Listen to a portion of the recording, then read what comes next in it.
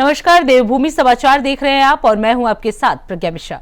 Bulletin की शुरुआत करेंगे बड़ी और अहम खबर के साथ। तो सबसे पहले बात कर लेते हैं, खबर देहरादून से है, जहां मुख्यमंत्री धामी ने कौशल विकास और श्रम विभाग की गहन समीक्षा की है। मुख्यमंत्री पुष्कर सिंह धामी ने सचिवालय में कौशल विकास और श्रम विभाग की समीक्षा की बैठक की। बैठक में मुख्यमंत्री ने विभागीय योजनाओं की प्रगति, युवाओं को हुनरमंद बनाने और उन्हें रोजगार से जोड़ने की दिशा में चल रहे कार्यों की जानकारी ली। उन्होंने अधिकारियों को निर्देश दिए कि योजनाओं का प्रभाव जमीनी स्तर पर दिखना चाहिए। इस दौरान मुख्यमंत्री ने कहा कि प्रदेश के युवाओं को स्वरोजगार और प्रशिक्षण के अधिक अवसर दिए जाए, जिससे वो आत्मनिर्भर बन सके।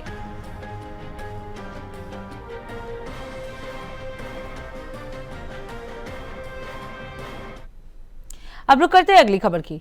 खबर उत्तराखंड से है, जहां कांवड़ मेला अपने चरम पर है। हर दिन लाखों कांवड़िए हरिद्वार जल लेने पहुंच रहे हैं। आपको बता दें, मंगलवार को राज्यपाल ने हरिद्वार पहुंचकर कांवड़ियों का स्वागत किया था। वहीं अब मुख्यमंत्री पुष्कर सिंह धामी गुरुवार यानी आज हरिद्वार पहुंचकर शिव भक्त कांवड़ियों का स्वागत सत्कार करेंगे। बुधवार को हरिद्वार डीएम और एसएसपी ने सीएम धामी के हरिद्वार दौरे के कार्यक्रम की तैयारियों का जायजा लिया। इस दौरान डीएम मयूर दीक्षित ने बताया कि मुख्यमंत्री आज शाम हरिद्वार पहुंचेंगे और ओम घाट पर कांवड़ियों की चरण वंदना करेंगे, जिसके बाद शाम को भजन संध्या कार्यक्रम का आयोजन किया जाएगा, जिसमें सीएम उपस्थित रहेंगे। कार्यक्रम को लेकर सभी तैयारियां जो है वो पूरी की जा चुकी है। वहीं एसएसपी पीछे चलते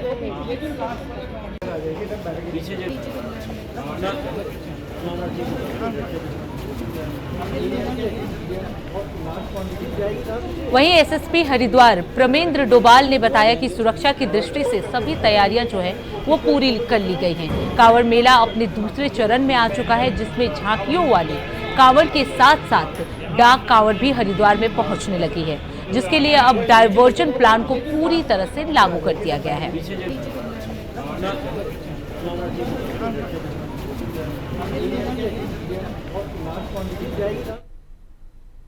अब रुक करते हैं अगली खबर की। हरिद्वार में कांवड़ यात्रा चरम पर है। कांवड़ पटरी मार्ग से लेकर हाईवे तक भक्तों के विशाल जत्थे जो है वो उमड़ रहे हैं। सोमवार को एक ही दिन में करीब 25 लाख कांवड़िए जो है वो रवाना हुए। अब तक कुल 80.90 लाख श्रद्धालु हरिद्वार पहुंच चुके हैं। आपको बता दें, बीजेपी प्रदेश प्रवक्ता विपिन कैंथोला ने कहा कि पंचक के कारण फिलहाल भीड़ कुछ कम दिख रही है, लेकिन इसके बाद संख्या जो है वो रिकॉर्ड तोड़ हो सकती है।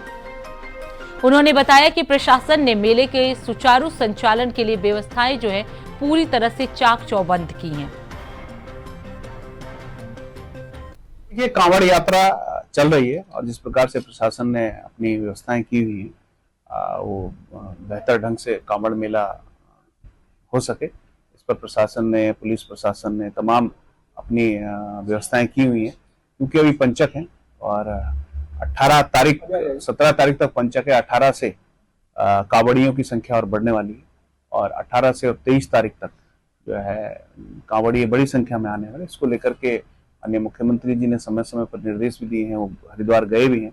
आने वाले समय में हम बेहतर कांवड़ व्यवस्थाओं को कर सकें और एक शांतिपूर्ण ढंग से ये यात्रा और ये कांवड़ मेला समाप्त हो, इस पर प्रशासन काम कर रहा है।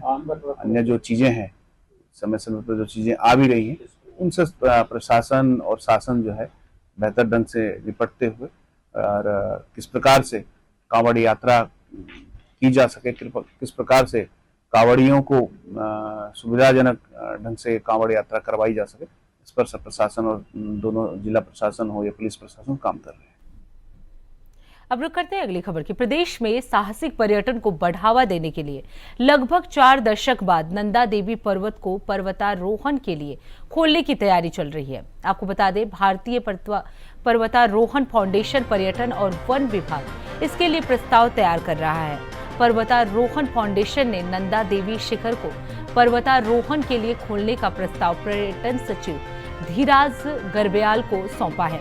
पर्यटन विभाग और वन विभाग के साथ साथ पर्वतारोहण फाउंडेशन मिलकर इस प्रस्ताव को अंतिम रूप जो है वो दे रहे हैं। गौरतलब है कि 1983 से नंदा देवी पर्वतारोहण के लिए प्रतिबंधित है, लेकिन अब 4 दशकों बाद इस शिखर को फिर से खोलने की योजना बनाई जा रही है। इससे उत्तराखंड में ट्रैकिंग और साहसिक पर्यटन को नया आयाम मिलेगा।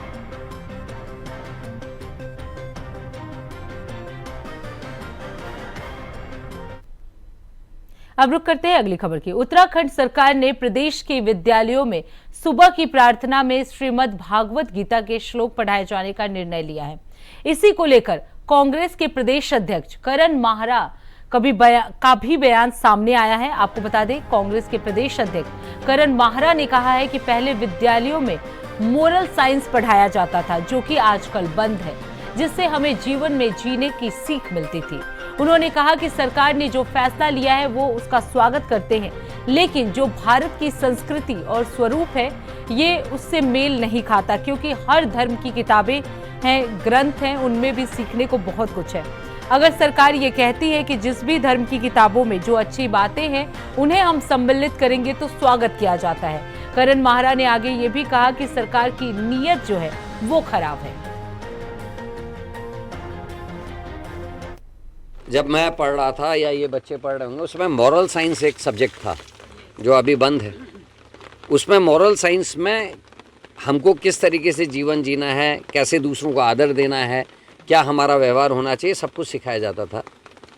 आज गीता को, भगवत गीता को इन्होंने कहा कि लाएंगे, मैं स्वागत करता हूँ, लेकिन एक चीज़ ज़रूर कहूँगा, ये भारत की संस्कृति और जो स्वरूप है उसके मेल नहीं खा रहा है। क्योंकि चाहे वो भागवत गीता हो, रामायण हो, कुरान हो, हमारे बौद्ध धर्म की किताबें हों, जैनी की किताबें हों, चाहे वो राजयोग से संबंधित की पुस्तकें हों, उन सब में कुछ ना कुछ ऐसी बातें हैं जो जीवन को अच्छा बनाने के लिए हैं, व्यक्ति को सौम्य बनाने के लिए हैं, सरल और कोमल बनाने के लिए होती हैं, प्रेम के लिए होती हैं।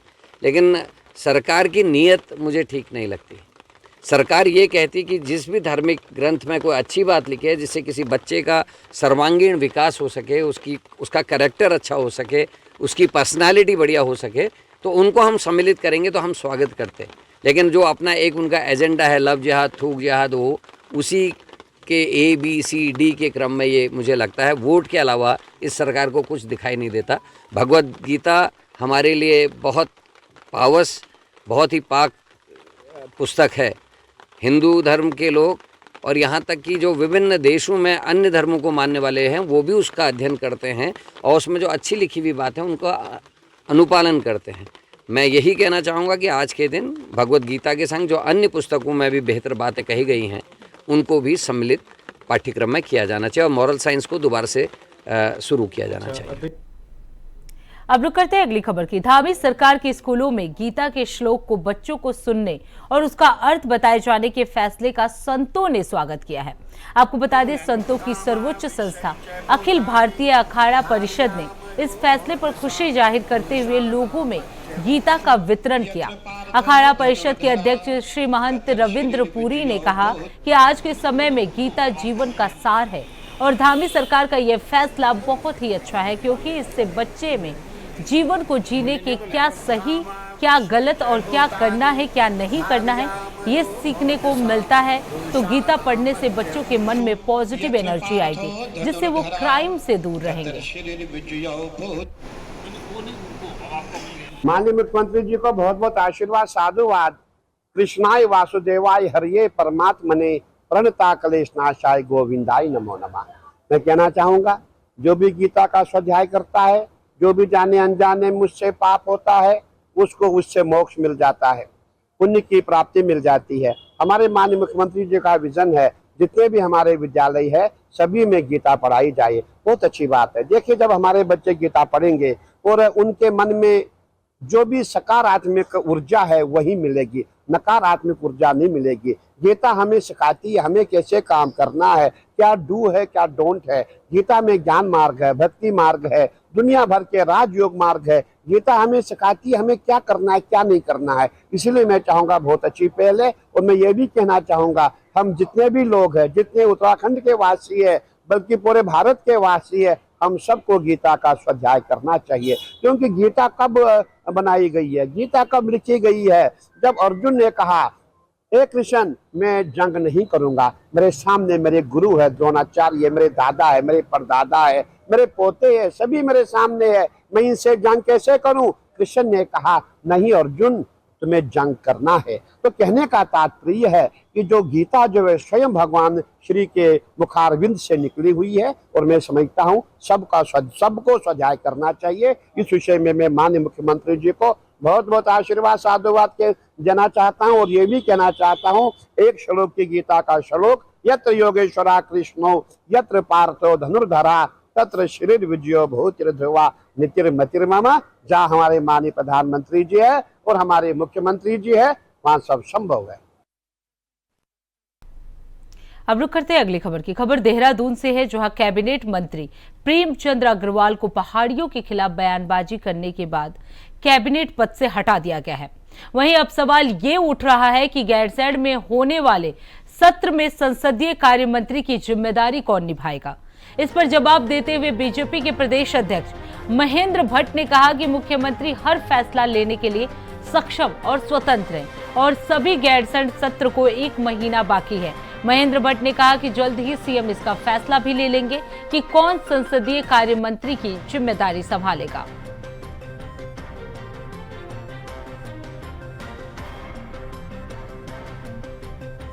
माननीय मुख्यमंत्री जी हर चीज के निर्णय लेने के स्वतंत्र हैं।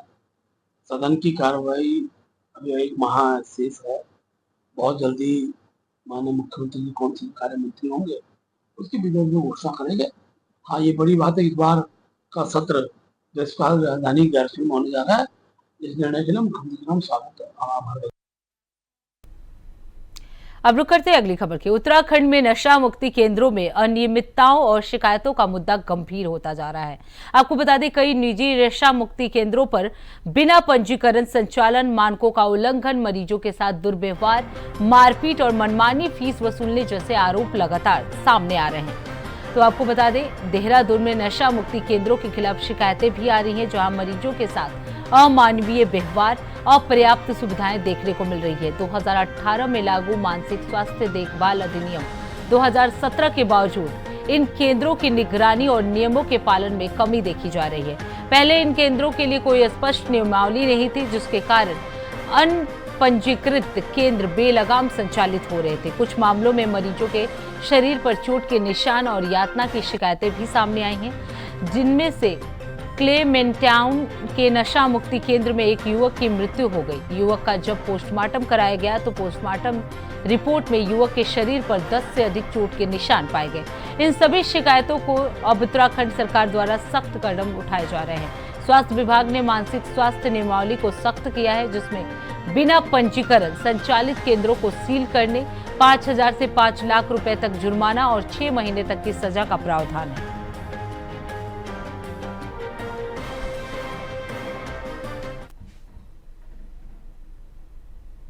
अब रुक करते हैं अगली खबर की। पहाड़ों पर लगातार जारी बारिश से पर्वतीय सड़कों पर लोगों को किस कदर परेशानियों का सामना करना पड़ रहा है, इसका अंदाजा लैंडस्लाइड के चलते जाम में फंसी एम्बुलेंस में लेटे मरीज के चेहरे को देखकर लगाया जा सकता है। दरअसल जौनसार बाबर की लाइफलाइन कहे जाने वाली सड़क कालसी चक्राता मोटर मार्ग पर स्थित जजरेट पहाड़ी से बारिश के साथ हो रहे भूस्खलन के चलते यह मुख्य मार्ग बार बार बाधित हो रहा है। पहाड़ी से गिरते मलबे की वजह से जहां राहगीरों की जान पर खतरा बना हुआ है, वहीं तस्वीरें देहरादून के कालसी क्षेत्र की दिखा दे रहे हैं, जहां चक्राता से एक मरीज को लेकर निकली एम्बुलेंस सड़क जाम में घंटों तक फंस गई, जिससे सड़क मार्ग घंटों के लिए बाधित हो गया और सड़क के दोनों तरफ वाहनों की लंबी कतारें लग गई। हालांकि मौके पर मौजूद लोक निर्माण विभाग की जेसीबी मशीनों ने कड़ी मशक्कत के बाद रास्ते को आवाजाही के लिए खोल दिया और जिसके बाद एम्बुलेंस में आगे की ओर बढ़ सका।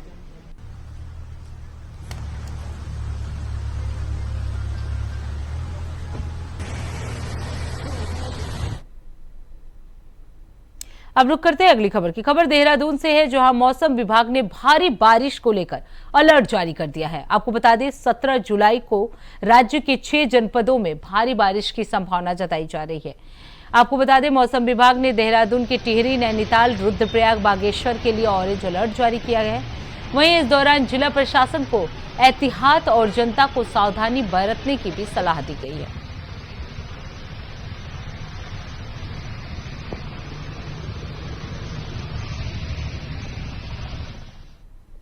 अब रुक करते हैं अगली खबर की। गाजियाबाद से कावड़ लेने हरिद्वार आए एक कावड़िए की दुर्घटना में मौत हो गई है। आपको बता दें हरिद्वार की हरकी पौड़ी से गंगा जल लेकर जा रहे गाजियाबाद निवासी कावड़िए की सड़क हादसे में मौत हो गई। दिल्ली हरिद्वार नगला इमारती हाईवे को क्रॉस करते वक्त कावड़िया कार की चपेट में आ गया, जिसकी तत्काल हॉस्पिटल भेजा गया, लेकिन वहां उसकी मौत हो गई। रुड़की सीओ नरेंद्र पंत ने बताया कि नगला इमरती के पास एक ढाबा है, उसके पास एक भोले को काफी चोट लगी थी, जिसके बाद कावड़ियों को अस्पताल भेजा गया, जहां हॉस्पिटल में उसे मृत घोषित कर दिया गया।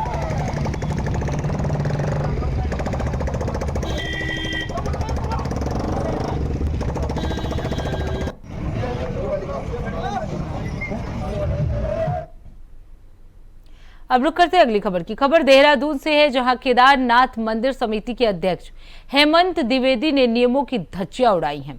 केदारनाथ में हेलीकॉप्टर सेवा प्रतिबंधित होने के बावजूद भी समिति के अध्यक्ष सावन के पहले सोमवार के मौके पर कुछ उद्योगपतियों के साथ हेलीकॉप्टर से केदारनाथ पहुंचे।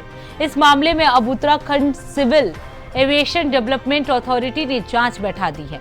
आपको बता दें खराब मौसम के चलते केदारनाथ में हेलीकॉप्टर सेवा पिछले दिनों हुई दुर्घटना के बाद प्रतिबंधित कर दी गई थी।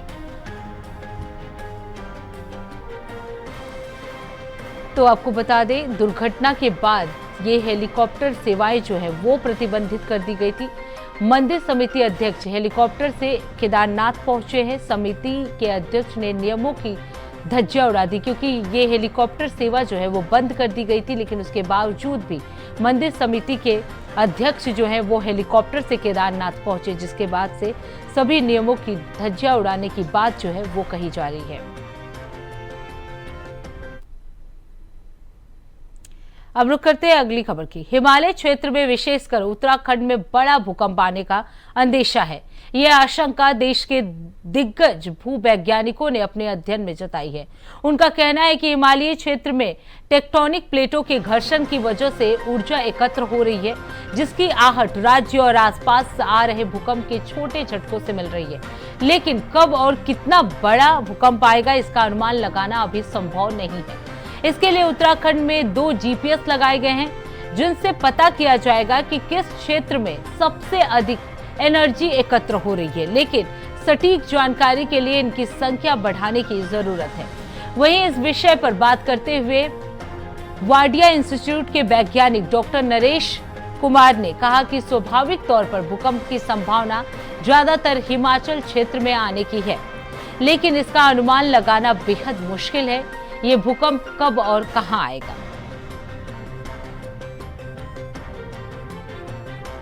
खंड हो या हिमालय का कोई भी पार्ट हो, खतरा तो अर्थक्वेक का है और रहता है, भूकंप का है, क्योंकि जिस भाग में उत्तराखंड है हिमालय में, वहाँ तो खतरा रहता ही रहता है। अभी हाल ही में मेरे लिए दिल्ली के नज़दीक झज्जर में 2 अर्थक्वेक आए हैं, तो इससे लेके कुछ चिंता बढ़ गई है।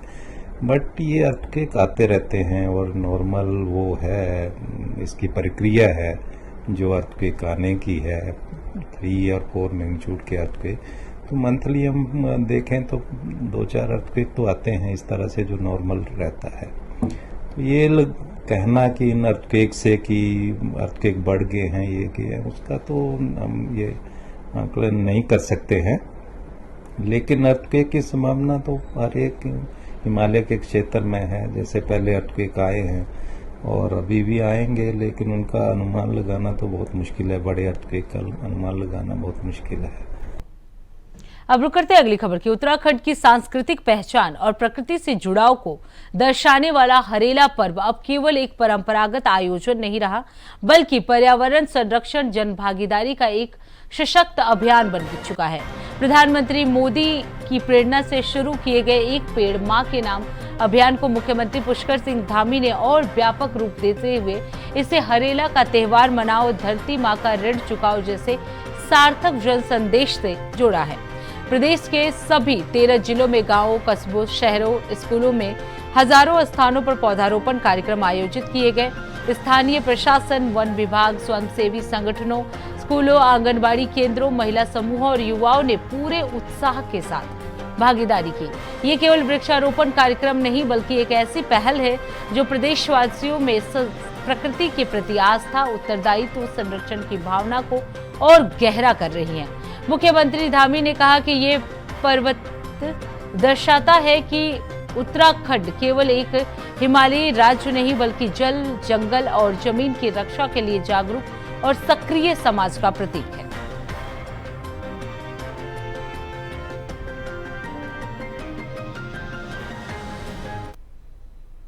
अब रुक करते हैं अगली खबर की। उत्तराखंड सरकार ने राज्य के स्कूलों में प्रार्थना सभा के दौरान भगवत गीता के श्लोकों का पाठ अनिवार्य करने का निर्णय लिया है। मुख्यमंत्री पुष्कर सिंह धामी ने कहा कि गीता का ज्ञान केवल धार्मिक नहीं, बल्कि नैतिक और जीवन मूल्यों को सिखाने वाला है, जो छात्रों को एक बेहतर नागरिक बनाने में मदद करेगा। शिक्षा विभाग द्वारा जारी आदेश के अनुसार प्रत्येक विद्यालय में गीता श्लोकों का चयनित पाठ और उसका सरल अर्थ बच्चों को समझाया जाएगा। सरकार का मानना है कि इससे छात्रों में नैतिकता, अनुशासन और संस्कृति के प्रति समझ विकसित होगी। मुख्यमंत्री ने स्पष्ट किया कि यह निर्णय किसी एक धर्म का प्रचार नहीं, बल्कि भारतीय दर्शन और जीवन मूल्यों को शिक्षा से जोड़ने का प्रयास है। किया था कि हमारे जो नवोदित उदयमान छात्र एवं छात्राएं हैं, हमारे भविष्य के कर्णधार हैं, उनको गीता का पाठ कराया जाना चाहिए। उनको विद्यालयों में, स्कूलों में गीता पढ़ाई जानी चाहिए। तो भाइयों बहनों, उसकी शुरुआत हमारे यहाँ स्कूलों में हो गई है और हजारों हजार स्कूलों में गीता पढ़ाई जाने लगी है। बड़े सुंदर सुंदर दृश्य आ रहे हैं और निश्चित रूप से देखिए, महाभारत जैसे अनेक युद्ध, 12,000 से भी ज्यादा युद्ध महाभारत जैसे इस देश के अंदर हुए, लेकिन महाभारत को याद इसलिए किया जाता है, बार बार स्मरण इसलिए किया जाता है, जब धर्म अधर्म की बात होती है, न्याय अन्याय की बात होती है, तो महाभारत का हमेशा जिक्र आ जाता है, क्योंकि उसमें भगवान श्री कृष्ण के श्रीमुख से, नारायण के श्रीमुख से गीता का ज्ञान अर्जुन को दिया गया था। तो फिलहाल देवभूमि समाचार में बस इतना ही। देश दुनिया की तमाम बड़ी खबरों के लिए देखते रहिए इंडिया वॉइस। तब तक के लिए नमस्कार।